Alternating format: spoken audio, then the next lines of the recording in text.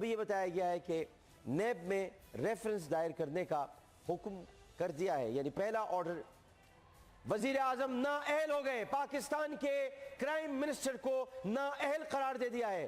جج صاحبان نے متفقہ فیصلہ آیا ہے، پانچوں جج صاحبان کا، وزیر اعظم نااہل ہو گئے، پاکستان کے وزیر اعظم نااہل ہو گئے۔ میری طرف سے تالیاں، پوری قوم کے لیے تالیاں، پوری قوم کے لیے تالیاں۔ جج صاحبان کو میں مبارکباد پیش کرتا ہوں اور پاکستان زندہ باد کے نعرے لگائیے کہ پانچوں جج صاحبان نے متفقہ فیصلہ کیا ہے، کرائم منسٹر آف پاکستان نااہل، 62-63 کی روح سے کرائم منسٹر آف پاکستان کو نااہل قرار دے دیا گیا ہے۔ پاکستان کا چور وزیر اعظم، جعلی وزیر اعظم، جس نے جعلی دستاویزات جمع کرائی تھیں، آج وہ اپنے انجام کو پہنچا، نااہل قرار دے دیا گیا ہے۔ نواز شریف پاکستان کے وزیر اعظم نہیں رہے ہیں، پاکستان کے وزیر اعظم نواز شریف نہیں رہے ہیں۔ سپریم کورٹ کے باہر اعادہ عدالت میں نعرے لگ رہے ہیں، پاکستان زندہ باد کے نعرے لگ رہے ہیں۔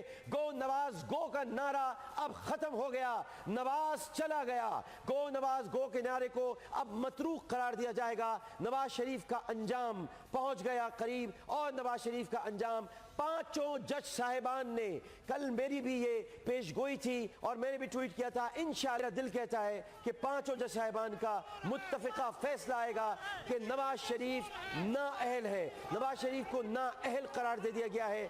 جعلی دستاویزات جمع کرائیں، جعلی مہریں جمع کرائیں، اس قوم کی تقدیر کے ساتھ کھیلا، اس ملک کے مقدر کے ساتھ کھیلا، اور جج صاحبان نے نوشتہ دیوار لکھ دیا ہے، پڑھ دیا گیا ہے اور بتا دیا گیا ہے کہ نواز شریف نااہل ہے۔ اور دیکھیے کہ سپریم کورٹ کے باہر کیا نعرے لگ رہے ہیں، سناتے ہیں آپ کو۔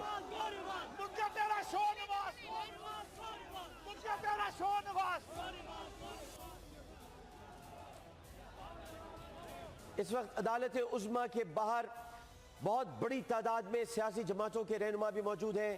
میں دیکھ رہا ہوں اس وقت پی ٹی آئی کے رہنما یہاں پر، اعجاز چودھری صاحب بھی موجود ہیں، دیگر بھی میرا خیال ہے کہ یہاں پر شاہ محمود قریشی صاحب تشریف لائیں گے، یا فواد چودھری صاحب تشریف لائیں گے، نعیم بخاری صاحب تشریف لائیں گے، اور وہ آ کر یہ فیصلہ سنائیں گے۔ لیکن نواز شریف نااہل، نواز